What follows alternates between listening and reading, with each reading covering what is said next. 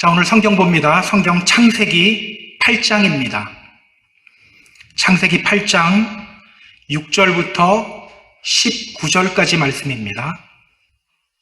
창세기 8장 6절부터 19절까지 말씀. 우리 같이 읽습니다. 40일을 지나서 노아가 그 방주에 낸 창문을 열고 까마귀를 내놓음에 까마귀가 물이 땅에서 마르기까지 날아 왕래하였더라. 그가 또 비둘기를 내놓아 지면에서 물이 줄어들었는지를 알고자 하매 온 지면에 물이 있으므로 비둘기가 발 붙일 곳을 찾지 못하고 방주로 돌아와 그에게로 오는지라. 그가 손을 내밀어 방주한 자기에게로 받아들이고 또 7일을 기다려 다시 비둘기를 방주에서 내놓음에 저녁 때 비둘기가 그에게로 돌아왔는데 그 입에 감람나무 새 잎사귀가 있는지라. 이에 노아가 땅에 물이 줄어든 줄 알았으며 또 7일을 기다려 비둘기를 내놓음에 다시는 그에게로 돌아오지 아니하였더라. 601년 첫째 달 곧 그 달 초하룻날에 땅 위에서 물이 거친지라. 노아가 방주 뚜껑을 제치고 본즉 지면에서 물이 거쳤더니 둘째 달 21의 날에 땅이 말랐더라. 하나님이 노아에게 말씀하여 이르시되 너는 내 아내와 내 아들들과 내 며느리들과 함께 방주에서 나오고 너와 함께한 모든 혈육 있는 생물 곧 새와 가축과 땅에 기는 모든 것을 다 이끌어내라. 이것들이 땅에서 생육하고 땅에서 번성하리라 하시매 노아가 그 아들들과 그의 아내와 그 며느리들과 함께 나왔고 땅 위의 동물 곧 모든 짐승과 모든 기는 것과 모든 새도 그 종류대로 방주에서 나왔더라. 아멘. 지난 주일 우리는 기억하시는 하나님에 대해서 살펴봤어요. 기억하시는 하나님. 성경은 말해요. 하나님이 노아와 그와 함께 방주에 있는 모든 들짐승과 가축을 기억하사.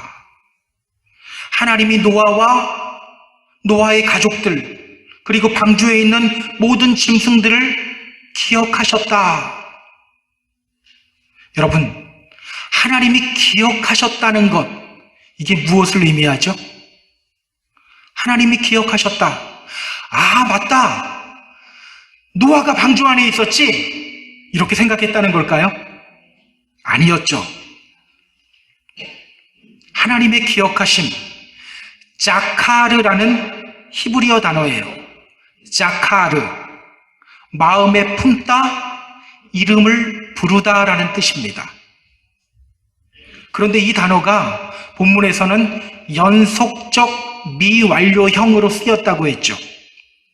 연속적 미완료형. 그러니까 하나님은요, 늘 노아와 방주에 있는 노아의 가족들과 그 동물들을 계속해서 기억하시고 마음에 품으면서 이름을 부르고 계셨다는 거예요. 그리고 때가 되었을 때 하나님이 직접 일하시기 시작했다는 겁니다.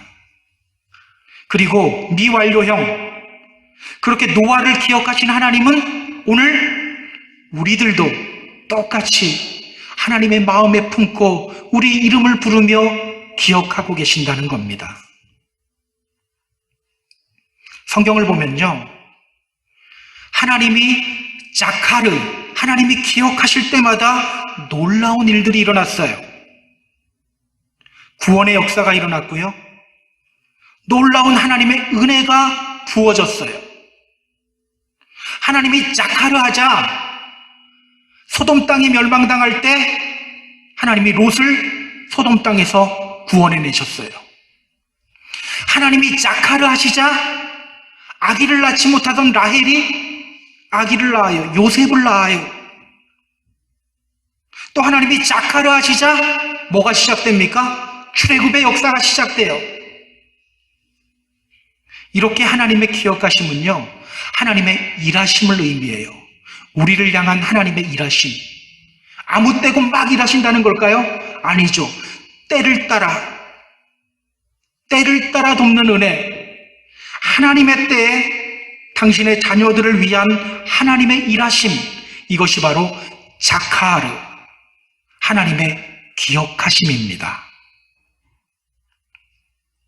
자, 그렇게 하나님이 노아와 방주에 있는 사람들과 동물들을 기억했을 때 어떤 일이 벌어지기 시작했습니까?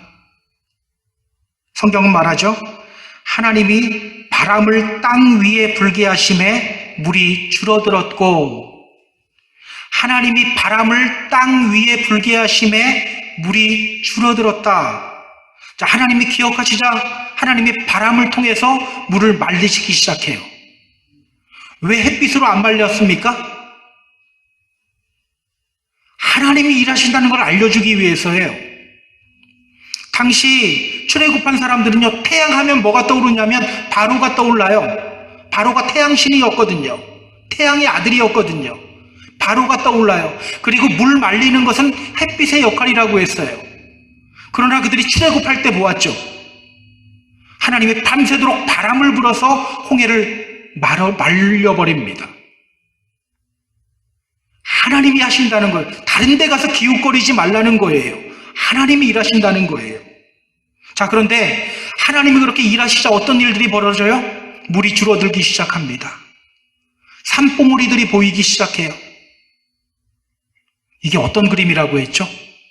그냥 물이 마르는 그림이 아니라고 했어요. 창조 질서가 다시 잡히는 그림이라고 했어요. 하나님이 노아와 방주에 있는 사람들을 기억하신 후에 무너졌던 창조 질서, 이게 이제 다시 잡히는 거예요. 그리고 오늘 드디어 노아와 노아의 가족들이 이제 방주 밖으로 나오게 됩니다. 여러분, 하나님은 우리를 늘 마음에 품고 일하시는 분이십니다. 그렇다면 그러한 하나님을 믿으며 오늘 우리가 실천해야 할 것은 없을까요? 오늘 본문을 보면요, 하나님이 노아를 기억하시고 이제 일하실 때 노아가 어떤 일을 했는지를 우리에게 소개하고 있어요.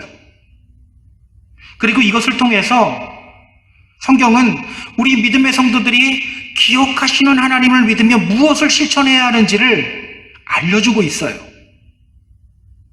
기억하시는 하나님을 묵상하면서 오늘 우리가 실천해야 할 것이 무엇일까? 오늘 본문을 통해서 우리가 함께 알아보도록 하겠습니다. 자, 우리 본문으로 들어갈게요.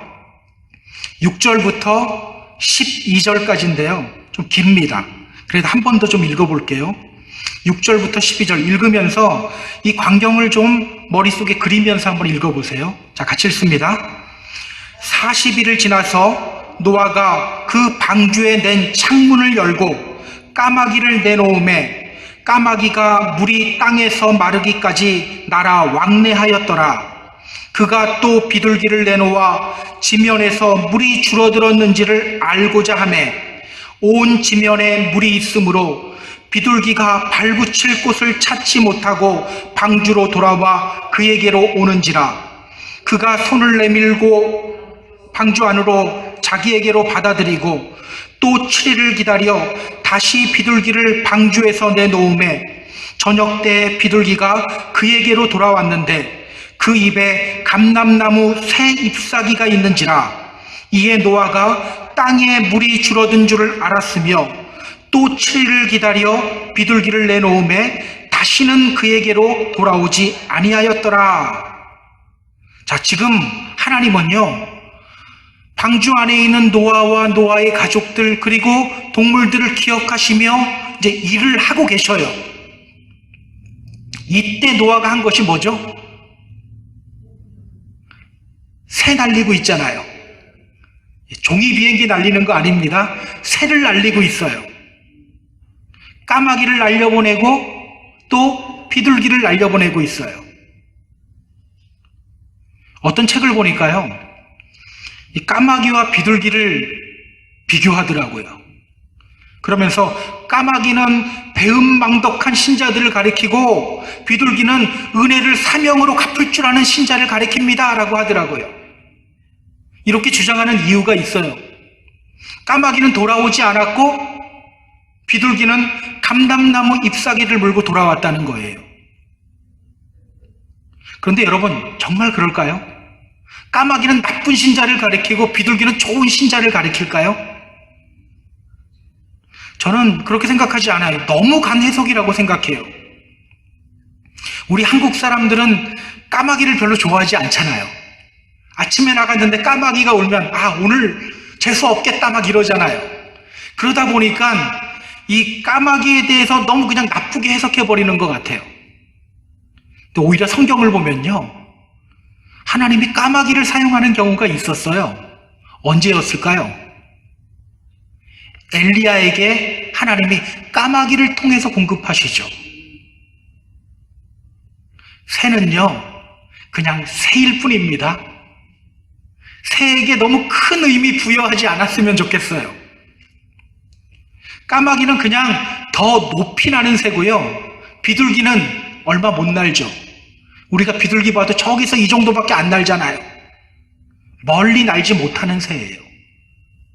자, 그럼 우리가 이 장면을 조금 더 자세히 한번 들여다볼게요. 하나님이 노아를 기억하시고 노아를 위해 일하시고 계실 때 노아가 가장 먼저 한 것이 뭐죠? 노아가 그 방주에 낸 창문을 열고 까마귀를 내놓음에 먼저 까마귀를 밖으로 내놓아요. 그리고 성경은 말합니다. 까마귀가 물이 땅에서 마르기까지 날아 왕래하였더라. 까마귀가 물이 땅에서 마르기까지 날아 왕래하였더라. 많은 분들이 까마귀가 안 돌아온 줄로 알더라고요.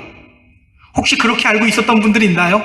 대부분이 그렇게 알아요. 근데 성경보다는 내 생각으로 해석이 먼저인 거예요. 그러면서 그 이유에 대해서 이렇게 말하더라고요. 까마귀는 죽은 시체를 먹고 살기 때문에 물 위에 둥둥 떠다니는 시체 먹느라고 돌아오지 않은 거다. 성경 잘 보세요. 까마귀가 돌아오지 않았나요? 예. 까마귀가 물이 땅에서 마르기까지 왕래하였더라. 히브리어 성경을 보면요, 야사슈브라는 표현을 사용해요. 야사슈브. 정확히 번역하면요, 나갔다가 돌아왔다는 거예요.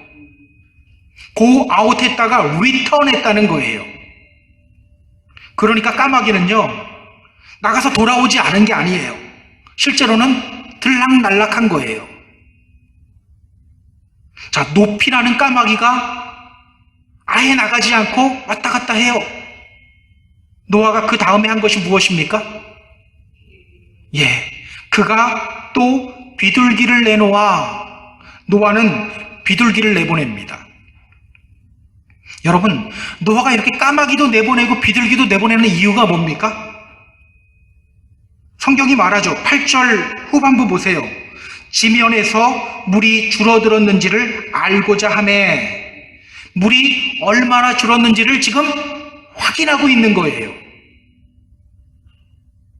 비둘기를 내보내자 어떤 일이 벌어집니까? 비둘기 역시 까마귀와 마찬가지로 다시 돌아옵니다. 그렇게 7일이 지나요. 7일 후 노아가 또 무엇을 하죠? 예, 다시 비둘기를 날려보냅니다. 또 7일을 기다려 다시 비둘기를 방주에서 내놓음에 다시 비둘기를 내보내죠. 이때는 어떤 일이 벌어집니까? 11절 보세요.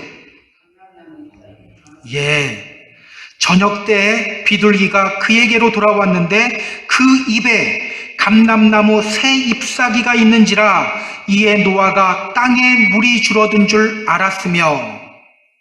자, 나갔던 비둘기가 감람나무 잎사귀를 하나 물고 와요.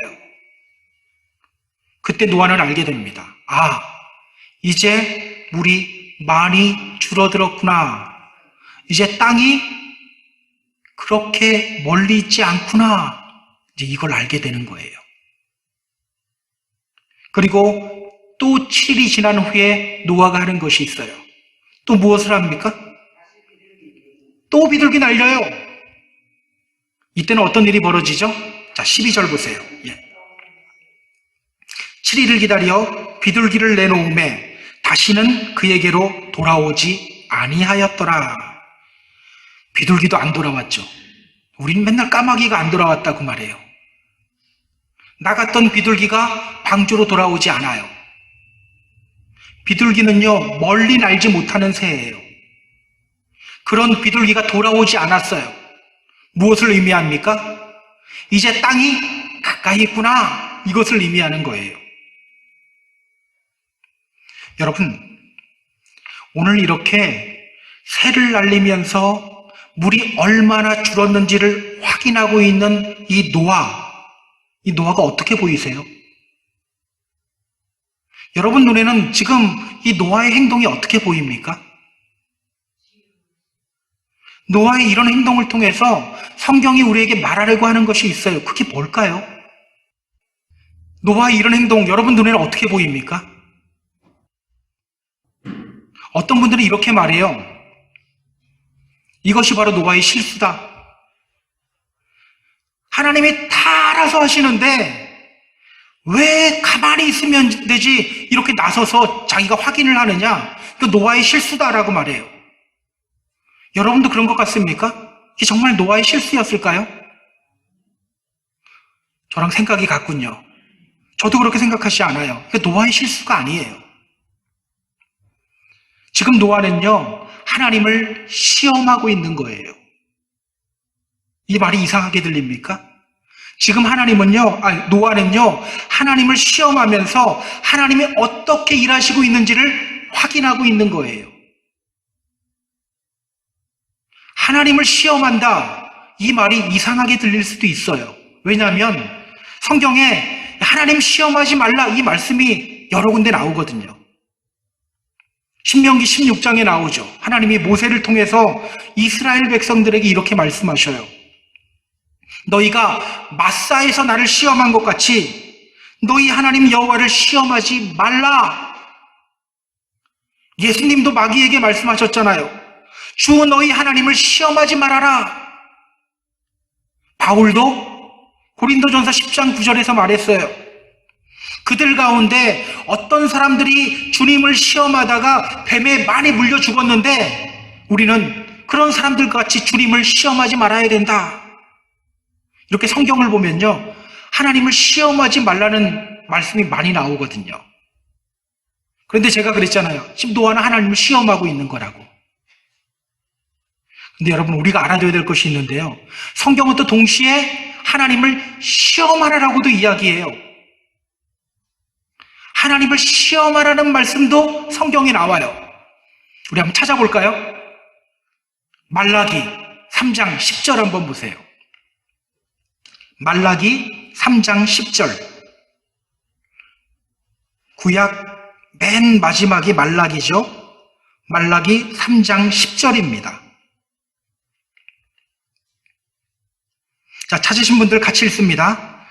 만군의 여호와가 이르노라. 너희의 온전한 11조를 창고에 들여 나의 집에 양식이 있게 하고 그것으로 나를 시험하여 내가 하늘문을 열고 너희에게 복을 쌓을 곳이 없도록 붙지 아니하나 보라. 자, 하나님이 뭐라고 말씀하십니까? 나를 좀 시험해봐라 라고 말해요. 나를 시험해봐라. 온전한 11조로 나 한번 시험해봐라. 내가 너희에게 하늘문을 열고 복을 쌓을 곳이 없도록 붙는지 붙지 않는지 한번 시험해봐라. 여러분, 하나님을 시험하는 것에는요, 두 종류가 있어요. 하나님의 인도하심을 믿지 못하고 원망하고 불평하는 것, 이것 하나님을 시험하는 거예요. 또 하나님이 어떻게 일하시는지 말씀을 통해 순종하면서 확인하는 것, 이것도 하나님을 시험하는 거예요.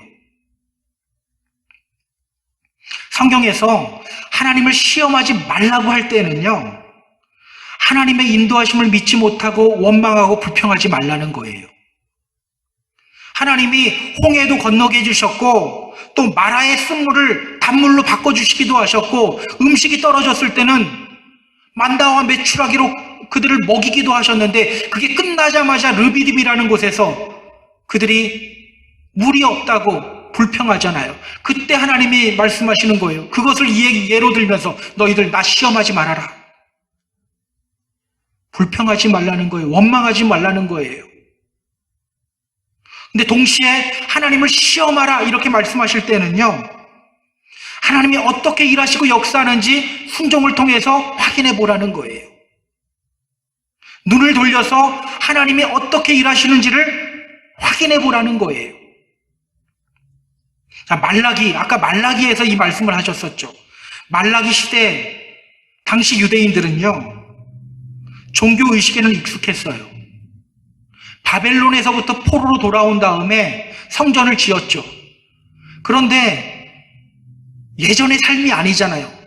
포로로 갔다가 돌아왔으니까 그 삶이 얼마나 녹록지 않았을까요? 그러니까 성전을 짓고 성전에서 예배하긴 하는데 온전한 제물을 바치지 못했고요. 온전한 11조를 드리지 못했어요. 그냥 흠이 없는 짐승들도 이거 하나님이 이해하겠지 그냥 바치는 거예요. 온전한 11조를 드리지 않았어요. 자기들도 알아요. 그런데도 외면했어요. 그때 하나님이 말씀하시는 거예요. 좀 시험해봐라 나를. 온전한 11조 드려봐라. 그리고 내가 어떻게 복을 주는지 확인해봐라. 지금 노아의 이 새를 날리는 이 행위는요, 나쁜 의미의 시험이 아니에요. 도대체 방주 안에서 언제 내보낼 거야? 나라도 좀 찾아봐야겠다. 이러면서 새 날리고 있는 게 아니에요. 하나님이 방주 안에 있는 자신과 자신의 가족들과 동물들을 기억하고 일하시고 계신다는 것을 믿으면서 하나님이 어떻게 역사하고 있는지를 확인하려고 하고 있는 거예요. 그걸 어떻게 아냐고요? 성경에 그런다고 이야기하지도 않는데 그걸 어떻게 아는지 궁금하지 않습니까? 자, 여러분, 처음에 까마귀를 방주 밖으로 날려보내요. 자, 까마귀는 높이 나는 새예요. 그 까마귀가 다시 돌아왔어요. 아직 땅이 가까이 있지 않다는 증거죠. 자, 그러면 그 다음에는 어떤 새를 날려야 됩니까? 저 같으면 독수리 날릴 거예요. 왜? 더 높게 날잖아요. 그런데 노아는 어떤 새를 날려요? 비둘기를 내놔요. 비둘기는 높이 날지 못해요. 오랫동안 날지 못해요. 그런데 그런 비둘기를 내놔요. 이것이 무엇을 의미합니까? 노아는요, 지금 하나님이 일하시고 계신다는 것을 알고 있는 거예요. 그리고 그것을 확인하고 있는 거예요. 또 그가 며칠을 주기로 지금 일하고 있습니까? 7일을 주기로 일하잖아요. 7일은 창조 사이클이죠. 이 7일을 주기로 일하고 있는 거예요.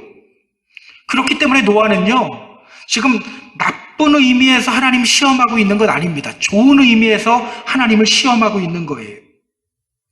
하나님의 일하심을 믿고 두 눈으로 하나님이 어떻게 일하시는지를 확인하려고 하는 거예요. 그리고 그러한 확인 작업을 통해 노아가 알게 되는 것이 뭐예요? 이제 물이 많이 줄어들었고 땅이 가까이 있구나, 이거 확인하는 거예요. 이거 확인할 때마다 어땠을까요? 할렐루야, 주님 찬양합니다, 이러지 않았을까요? 기억하세요. 이것이 바로 오늘 우리 믿음의 성도들이 취해야 할 믿음의 태도입니다. 하나님이 우리를 기억하고 계시며 우리를 위해 일하시고 있다는 것을 확인하려는 몸부림이 우리 안에 있어야 돼요. 그래서 모세는 홍해 앞에서 막 불평 원망하는 이스라엘 자손들에게 말하죠. 너희들 두려워하지 말고 가만히 서서 오늘 하나님이 어떻게 구원의 역사를 이루시는지 봐라 라고 하잖아요. 봐라. 하나님의 인도하심을 의심 품고 두려워하며 불신하는 그 불신앙의 입들 닫고 하나님의 역사하심을 확인하라는 거예요. 여러분, 하나님이 지금 이 시간에도 나를 위해 일하시고 계신다는 사실을 믿습니까? 정말 믿으세요? 혹시 지금 이 시간에 하나님이 나를 외면하고 있는 것 같은 그런 생각이 드는 분은 없나요? 오늘 우리는요, 우리를 기억하시며 일하시는 하나님을 경험하고 확인해야 합니다. 이 역사를 볼 수 있어야 돼요. 그래야 우리 믿음이 더 견고해져요. 하나님의 역사심을 경험하고 확인할 때 우리의 믿음이 제자리를 걷지 않게 돼요. 하나님의 역사심을 경험하고 확인할 때 우리 믿음이 계속해서 성장할 수 있게 돼요. 저는 우리 모두가 우리를 기억하시며 또 우리를 위해 일하시고 계시는 그 하나님의 일하심, 하나님의 역사심을 확인할 수 있는 믿음의 성도님들이 되었으면 좋겠어요.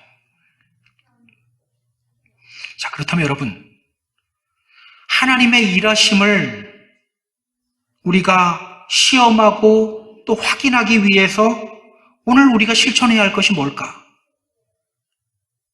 여러분, 하나님을 시험하고 하나님의 역사를 확인하기 위한 가장 좋은 방법이 뭘까요? 어떻게 하면 하나님이 지금 일하시고 계신, 나를 위해 일하시고 계시는구나, 어떻게 하면 우리가 이거 알게 될까요? 어떻게 하면 알게 될까? 아까 말라기 3장 10절에서 말씀하셨잖아요. 온전한 11조로 나를 시험해봐라. 내가 하늘문을 열고 너에게 복을 붓는지 붓지 않는지 한번 시험해보고 확인해봐라 라고 했잖아요. 그렇다면 여러분, 하나님이 만약에 온전한 11조를 통해 하나님이 복 주시는 분이라는 것을 시험해봐라 라고 하면 어떻게 하면 되는 거예요? 온전한 11조 하면 되는 거예요. 여러분, 오해하지 마세요. 제가 지금 11조 강조하는 거 아닙니다. 뭐 강조하고 있는 거예요? 순종 강조하고 있는 거예요. 가끔 오해하시는 분들이 있어서 제가 이렇게 말씀드립니다. 11조 강조하는 거 아닙니다. 하나님이 우리를 기억하시며 일하시는 분이라는 걸 우리가 경험하고 확인하려면 먼저 뭐가 필요해요? 말씀에 순종할 때 역사를 확인하게 되잖아요. 순종해야 한다는 거예요. 순종. 지난주일에 큰아이가 저희 집 뒤에 잔디를 깎았어요. 깎으면 20불 준다고 하니까 깎더라고요. 근데 제가 깎는데 너무 힘들게 깎아요. 요령이 없으니까 너무 힘들게, 저희가 이제 경사가 있다 보니까 너무 힘들게 깎는 거예요. 그래서 제가 불쌍해서 30불을 줬어요. 여러분, 그 아이가 왜 30불을 벌었습니까? 잔디 깎았기 때문이에요. 제가 보니까 정말 못 깎았거든요. 막 쥐가 파먹은 것처럼 깎았어요. 그래도 제가 30불을 줬어요. 왜? 했기 때문이에요. 마찬가지예요. 하나님의 역사를 경험하고 하나님의 복을 받는 방법은요, 말씀에 순종하는 거예요. 그때 우리는 하나님의 일하심을 확인하고 경험할 수 있게 되는 거예요. 자, 베드로를 보세요. 그는 전문적인 어부죠. 그런데 그런 그가 밤새도록 그물을 던졌는데 고기를 잡지 못했어요. 그런데 목수인 주님이 어부에게 말해요. 깊은 데 가서 그물을 내려. 목수가 어부에게 지금 고기잡이를 조언하고 있는 거예요. 이게 들릴까요? 그런데 베드로가 말하죠. 선생님이요, 우리들이 밤이 새도록 수고하여서도 잡은 것이 없지만 말씀에 의지하여 그물을 내리리이다. 말씀에 의지하여 내가 그물을 내리리이다. 그러자 어떤 일이 벌어집니까? 성경은 말합니다. 그렇게 하니 고기를 잡은 것이 심히 많아 그물이 찢어지는지라.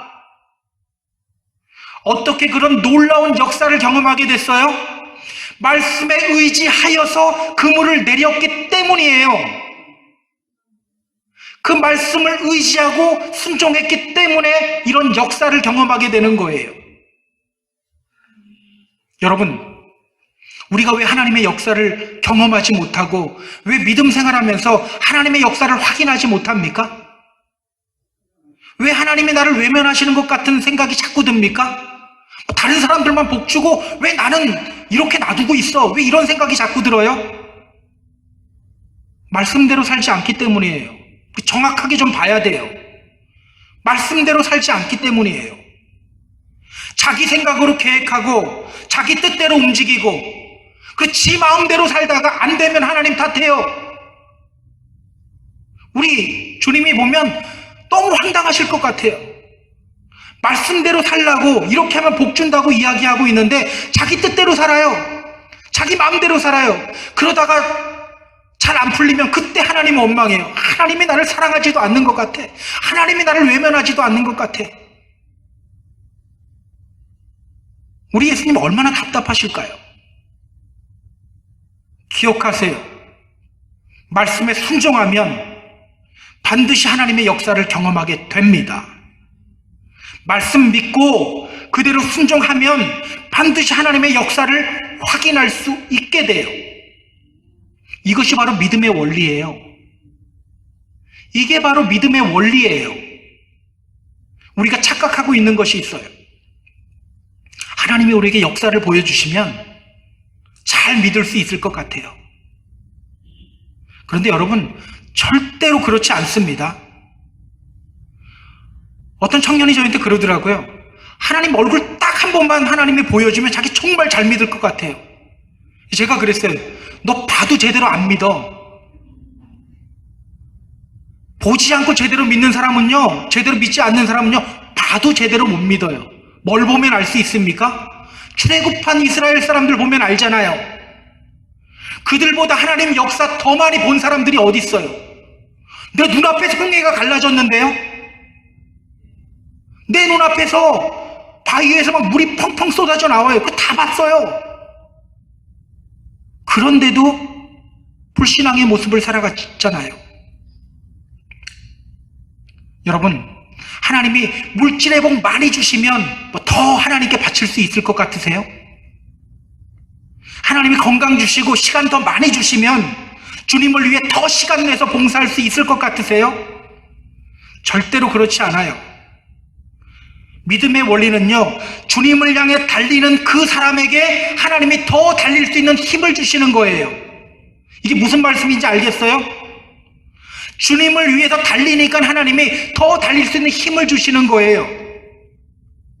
주님을 위해서 우리가 바치기 때문에 더 바칠 수 있게 해주시는 거예요. 주님을 위해서 일하기 때문에 하나님이 더 일할 수 있게 해주시는 거예요. 그렇기 때문에 순종이 먼저이고요, 순종하면 역사를 경험하게 되는 거예요. 기억하세요. 기억하시는 하나님을 묵상하며 우리가 걸어야 할 길은요, 순종이에요. 그래야지 하나님의 일하심을 확인할 수 있게 돼요. 그래야지 그것이 우리에게 간증거리가 되면서 우리의 믿음이 더욱더 견고해지는 겁니다. 그렇다면 여러분, 오늘 우리가 실천해야 할 순종은 어떤 순종일까요? 오늘 성경은요, 또 노아의 순종을 우리에게 소개합니다. 지금까지 우리가 노아를 이야기하면서 순종의 사람이라는 것을 알았잖아요. 자, 그런데 오늘 노아의 또 다른 순종의 모습이 보여요. 13절부터 19절 우리 같이 읽습니다. 13절부터 19절 시작. 601년 첫째 달 곧 그 달 초하룻날에 땅 위에서 물이 거친지라 노아가 방주 뚜껑을 제치고 본즉 지면에서 물이 거쳤더니 둘째 달 21의 날에 땅이 말랐더라. 하나님이 노아에게 말씀하여 이르시되 너는 내 아내와 아들들과 내 며느리들과 함께 방주에서 나오고 너와 함께한 모든 혈육 있는 생물 곧 새와 가축과 땅에 기는 모든 것을 다 이끌어내라. 이것들이 땅에서 생육하고 땅에서 번성하리라 하시매 노아가 그 아들들과 그의 아내와 그 며느리들과 함께 나왔고 땅 위의 동물 곧 모든 짐승과 모든 기는 것과 모든 새도 그 종류대로 방주에서 나왔더라. 여러분들은 어느 부분에서 눈이 크게 떠집니까? 방주에서 나온 부분에서 눈이 크게 떠지나요? 저는 다른 부분이에요. 자, 언제 물이 거쳤다고 하죠? 언제 물이 거쳤습니까? 13절 다시 보세요. 601년 첫째 달 곧 그 달 초하룻 날에 땅 위에서 물이 거친지라. 노아가 방주 뚜껑을 제치고 본즉 지면에서 물이 거쳤더니, 자, 노아가 601세 되던 해 첫째 달 초하루, 그러니까 노아가 601세 되던 해 1월 1일이에요. 그때 땅에서 물이 거쳐요. 여러분, 지금까지 노아가 방주 안에서 얼마나 있었죠? 지금까지 노아가 방주 안에서 얼마나 있었을까요? 7장 11절 한번 확인해 보세요.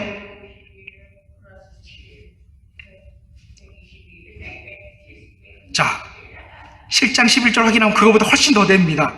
자, 노아가 600세 되던 해 둘째 달 곧 그 달 11의 날이라. 그 날에 큰 기품의 샘들이 터지며 하늘의 창문들이 열려. 자, 노아가 600세 되던 해 2월 17일에 홍수가 시작됐죠. 자, 노아가 들어간 것은 언제 들어갔어요? 7일 먼저 들어갔죠? 자, 그리고 601세 되던 해 1월 1일에 물이 땅에서 거친 거예요. 그러니까 노아는요, 한 10개월 넘게 어두컴컴한 방주 안에 있었던 거예요. 그런데 이제 물이 거쳤어요. 여러분, 여기서 물이 거쳤다는 것은요, 어떤 분들은 그러더라고요. 여기서 물이 거쳤다는 것은 그냥 물만 거쳤지 아직 땅이 질퍽질퍽한 상태일 거다라고 말해요. 그렇지 않아요. 물이 거쳤다, 이게 하라브라는 히브리어 단어거든요. 이게 어떤 뜻이냐면 be dried up, 바짝 말랐다라는 뜻이에요. 그렇게 물이 바짝 마른 거예요. 그리고 노아는 방주 뚜껑을 열고 물이 바짝 말랐구나 확인했어요. 자, 그러면 이제 노아가 해야 할 일이 뭡니까? 주님이 물을 다 말리셨군요. 감사합니다. 주님을 찬양합니다. 할렐루야 이러면서 방주 밖으로 나와야 하잖아요. 그게 정상 아닙니까? 우리는 그렇게 하잖아요. 자, 그런데 여러분, 성경 잘 봐야 돼요. 노아가 언제 방주 밖으로 나오죠? 자, 14절 이하는요, 이렇게 말합니다. 둘째 달 21의 날에 땅이 말랐더라. 하나님이 노아에게 말씀하여 이르시되 너는 내 아내와 내 아들들과 내 며느리들과 함께 방주에서 나오고. 언제요? 둘째 달 21의 날 2월 27일 1월 1일에 물이 마른 것을 확인하고요, 2월 27일까지 그는 방주 안에 있는 거예요. 여러분, 이게 상상이 갑니까? 1월 1일 날 물이 바짝 마른 것을 확인했어요. 근데 2월 27일까지예요. 거의 2달 다 되는 시간이잖아요. 왜 이렇게 기다렸을까요? 언제까지 기다린 거예요? 하나님이 명령하실 때까지 기다린 거예요. 방주 안에서 나와라, 하나님이 명령하실 때까지 기다린 거예요. 저 같으면요, 물 마른 것 확인하자마자 뛰쳐나왔을 거예요. 아마 가족들도 버리고 뛰쳐나왔을지도 몰라요. 얼마나 답답했어요. 할렐루야, thanks be to the Lord 막 이러면서 그 쇼생크 탈출이라는 영화를 보면 감옥을 타러 간 다음에 막 두 팔을 이렇게 들고 있잖아요. 저 그러고 있었을지도 몰라요. 그러나 노아는 나오지 않아요. 물이 말랐다는 것을 확인한 그 순간에도 자기 마음대로 판단하거나 행동하지 않아요. 끝까지 주님께 집중하며 하나님의 명령이 떨어지기를 기다려요. 끝까지 주님께 집중하면서 하나님이 뭐라고 말씀하시는지를 듣고 행동하는 거예요. 사실 이게 힘든 일이죠. 여러분, 사람들이 보통 언제 쉽게 무너지죠? 언제 쉽게 무너지냐면요, 끝이 보일 때 쉽게 무너져요. 군대 가면요, 군인들이 군장을 메고 행군을 합니다. 그렇게 행군하다 보면 퍼지는 사람들이 꼭 있어요. 왜냐하면 40km 군장을 메고 행군하기 때문에 또 몇십 킬로를 걷거든요. 그러다 보니까 걷다가 이제 퍼지는 친구들이 있어요. 언제 제일 많이 퍼지는지 아세요? 저쪽에 목적지가 보이기 시작하면 그때서부터 퍼져요. 이상하죠? 힘들어도 발에 물집이 잡혀도 그거 터트리면서 참으면서 걷다가 이제 저쪽에 목적지가 보이기 시작하면 그때서부터 다리 힘이 풀리는 거예요. 막 주저앉아요. 막 옆에서 가자고 막 끌어야지 겨우겨우 움직이면서 가는 그런 정도가 돼요. 여러분, 성경에 이런 예들이 굉장히 많이 나오죠. 솔로몬이 그랬잖아요. 히스기야도 그랬잖아요. 처음에 얼마나 잘했는지 몰라요. 말년에 무너졌어요. 그런데 노아는요, 지금 끝까지 주님께 집중하고 있고 또 주님의 말씀을 들으며 순종하고 있는 겁니다. 끝까지 자기 마음대로 판단하지 않는 거예요. 끝까지 주님의 말씀 듣고 순종하고 있는 거예요. 여러분, 그 마지막 거의 2달 동안의 이 기간, 이 기다림이 쉬운 기다림이었을까요? 이 부분을 묵상하는데요, 어쩌면 이 시간이 방주에 있는 기간 중 가장 힘든 시간이었을 것 같아요. 안 봤으면 상관이 없는데 봤잖아요. 밖에 지금 물이 바짝 마른 걸 봤잖아요. 그러고 기다리고 있는 거예요. 아마 요 1달 반 시간이 제일 안 갔을 거예요. 그러나 그는 끝까지 주님께 집중하며 자기 마음대로 판단하고 행동하지 않아요. 하나님이 말씀하실 때까지 기다려요.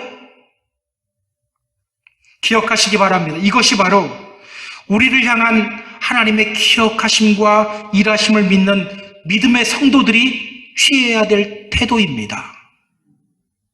순종하되 끝까지 순종해야 합니다. 우리는요, 한두 번 순종하고 순종했다라고 말해요.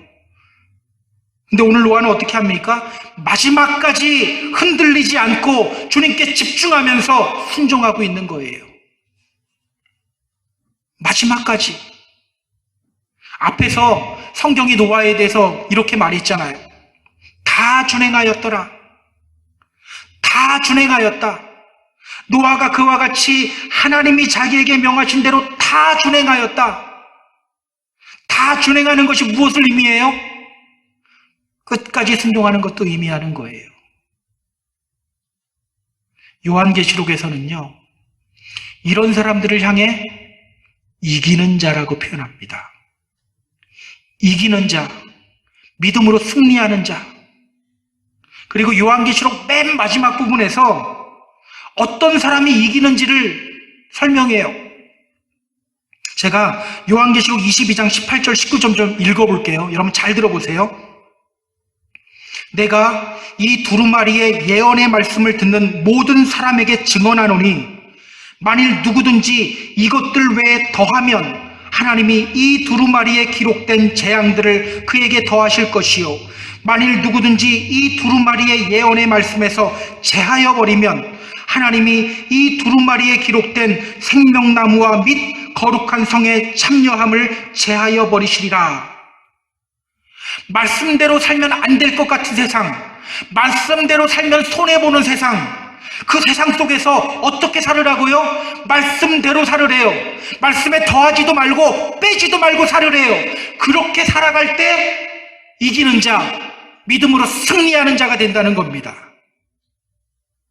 저는 우리 모두가 이렇게 믿음으로 승리하는 믿음의 성도가 되었으면 좋겠어요. 순종하되 끝까지 순종하는 사람들이 되었으면 좋겠어요. 한두 번 하나님께 집중하고 이제 다 이룬 것처럼이 아니라 끝까지 주님께 집중하며 이 믿음의 길을 달려나가는 저와 여러분 되었으면 좋겠어요. 그렇게 하나님의 역사를 삶의 순간순간에서 계속해서 확인하고 경험하는 복을 누리는 저와 여러분 다 되었으면 좋겠습니다. 마지막으로요, 엘리야 선지자의 순종을 함께 나누고 말씀을 좀 정리하도록 할게요. 아까 까마귀 이야기가 나왔으니까 엘리야로 제가 설교를 마무리를 짓겠습니다. 자, 어느 날 엘리야가 아합 왕에게 선포합니다. 내가 섬기는 이스라엘의 하나님 여호와께서 살아계심을 두고 맹세하노니 내 말이 없으면 수년 동안 비도 이슬도 내리지 아니하리라.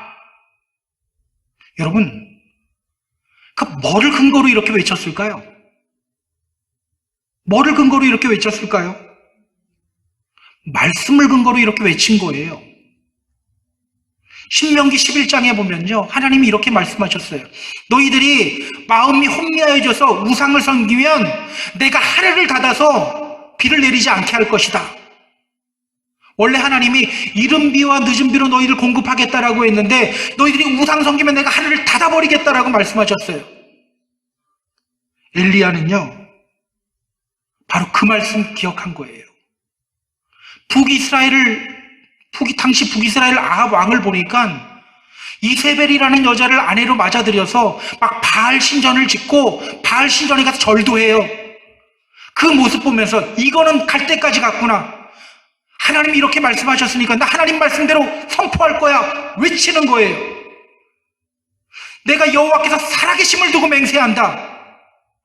너희들 지금 우상 숭배하고 있지? 하나님이 비 안 내려주실 거야. 말씀 굳게 믿고 말씀을 의지하여서 말씀대로 선포하는 거예요. 그 결과 어떻게 됩니까? 정말 비가 안 오죠. 그는 삶 속에서 이런 하나님의 역사를 경험해요. 자, 그런데 하나님이 말씀하셔요. 야, 너 그리시네가로 가서 좀 숨어. 아마 이 명령 들었을 때 엘리야는 자기 귀를 의심했을 것 같아요. 아니, 말씀대로 담대하게 선포했는데 모양 안 나잖아요. 말씀대로 선포한다고 숨으래요. 하나님이 왜 숨어야 됩니까? 이러고 싶었을 거예요. 그러나 그는 말씀에 순종하여 그리시네가로 갑니다. 거기서 또 어떤 역사를 경험해요? 까마귀가 그에게 먹을 것을 공급해줘요. 또 하나님의 일하심을 삶 속에서 경험하게 돼요. 순종하고 나니까. 그런데 하나님이 그에게 또 명령하시죠. 너는 일어나서 시돈 땅에 사르밧이라는 곳으로 가라. 거기에 한 과부가 있는데 그 과부를 통하여 너를 먹이도록 하겠다. 시돈은요, 이방 땅이에요. 그리고 과부에게 과부를 통해서 음식을 제공하겠다고 하는데요, 당시 과부의 삶은요, 매우 힘든 삶이에요. 실제로 이 과부는요, 엘리야가 도착했을 때 어떤 상태였냐면 마지막 남은 가루, 요걸로 아들하고 마지막 음식 해 먹고 이제 음식 다 떨어졌으니까 죽을 날 기다리는 그런 과부였어요. 하나님이 그 과부에게 가래요. 하나님, 그래도 사람이 염치가 있지, 이런 마음이 왜 안 들었을까요? 그러나 그는 갑니다. 그 명령에 순종해요. 하나님이 어떻게 하셔요? 그 과부를 통해 엘리야를 먹이죠. 그러면서 과부와 과부의 아들까지 살리시는 거예요. 또 하나님의 일하심을 경험하게 되는 겁니다. 우리 사랑하는 펜사콜라 한인교회 성도 여러분, 저는 우리의 믿음 생활이 이렇게 하나님의 일하심을 경험하며 확인하는 믿음 생활이 되었으면 좋겠어요. 나를 향한 주님의 일하심을 확인하고 경험함을 통해서 간증거리들이 생기고 믿음이 더욱더 견고해지는 저와 여러분이 되었으면 좋겠어요. 주님의 말씀에 의지하여서 순종하시기 바랍니다. 순종하되 끝까지 주님께 집중하며 끝까지 순종하시기 바랍니다. 그렇게 놀라운 하나님의 역사를 경험하고 믿음으로 승리를 경험하는 저와 여러분 다 되기를 주님의 이름으로 축복합니다.